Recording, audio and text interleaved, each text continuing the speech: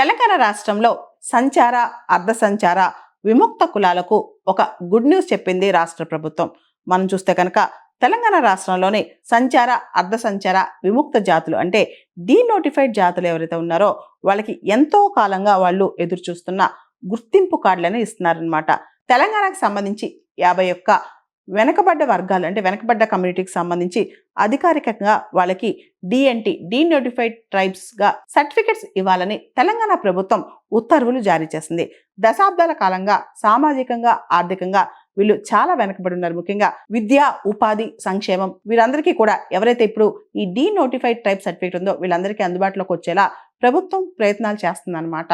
దీనికి సంబంధించి వీళ్ళందరినీ ఎంపవర్ చేయడం కోసం, ఆర్థికంగా ఎంపవర్ చేయడం కోసం ఇదంతా చేస్తున్నట్టు తెలుస్తోంది. ఇక్కడ మనం చూస్తే అసలు ఈ డీనోటిఫైడ్ ట్రైబ్స్ అంటే ఎవరు, దీనికి సంబంధించి బ్యాక్గ్రౌండ్ మనం తెలుసుకోవాలి.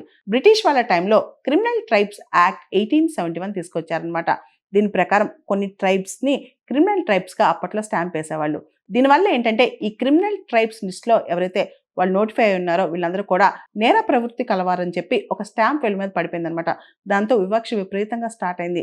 మనకు స్వతంత్రం వచ్చేసింది, వీళ్ళందరినీ రకరకాల కులాలుగా, వర్గాలుగా చేశారు. అయినా సరే ఈ పేర్లు వినంగానే ఒక రకమైన డిస్క్రిమినేషన్ అనమాట. అది విద్యలో కావచ్చు, ఉద్యోగాల్లో కావచ్చు, ఉపాధిలో కావచ్చు.